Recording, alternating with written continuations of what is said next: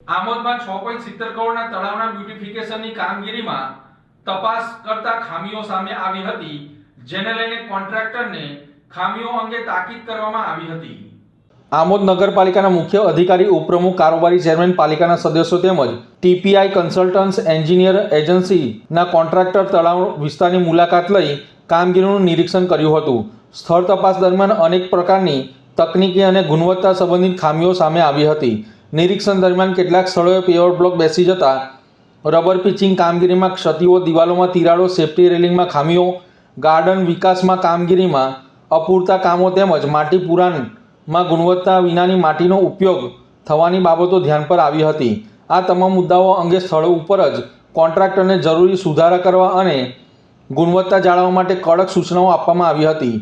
નગરપાલિકાના આગેવાનો દ્વારા સ્પષ્ટ કરવામાં આવ્યું હતું કે જાહેર નાણાંમાંથી થતી વિકાસલક્ષી કામગીરીમાં કોઈપણ પ્રકારની બેદરકારી કે નબળી કામગીરી ચલાવી લેવામાં આવશે નહીં। શહેરના નાગરિકોને ગુણવત્તાસભર સુવિધા મળે તે માટે દરેક કામગીરીનું સતત મોનિટરિંગ કરવામાં આવશે।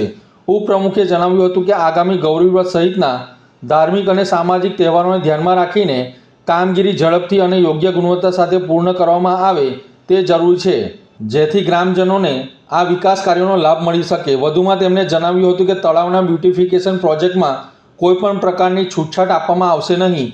નગરપાલિકાના એન્જિનિયરો તથા બોર્ડના પ્રતિનિધિઓ દ્વારા સમયાંતરે સ્થળ મુલાકાત લઈ કામગીરીની ગુણવત્તા પર નજર રાખવામાં આવશે અને જરૂરી હોય ત્યાં કડક કાર્યવાહી કરવામાં આવશે।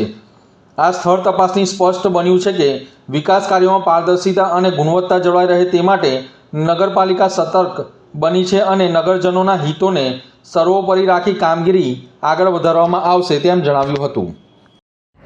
આજરોજ આમોદ નગરપાલિકા દ્વારા સરકારશ્રીની 6.69 લાખની જે તળાવ બ્યુટિફિકેશનની જે યોજના છે તેના વિઝિટ માટે પ્રમુખશ્રી, ઉપપ્રમુખશ્રી, કારોબારી અધ્યક્ષશ્રી, મુખ્ય અધિકારી, agency, third party inspection PMC દ્વારા એની વિઝિટ કરવામાં આવી।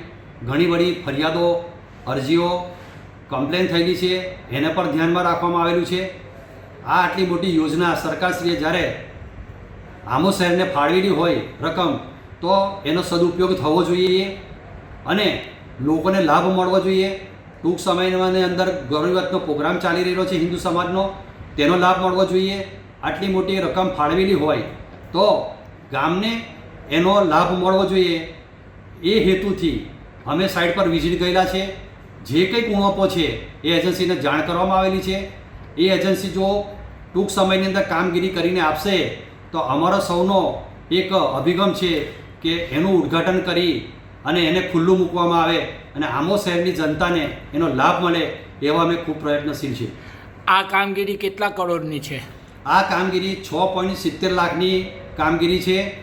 એમાં ઘણી ફરિયાદો પણ આવેલી છે, એની તપાસ પણ ચાલી રહેલી છે। અમે કોઈ સંજોગોની અંદર કોઈ ખોટું કામ થયેલું હશે તો એને ચલાવવાના નથી અને એને સુધારણા પર કરી અને ગામના હિત માટે, એને ઉપયોગ માટે અમે કાર્યરત કરીશું।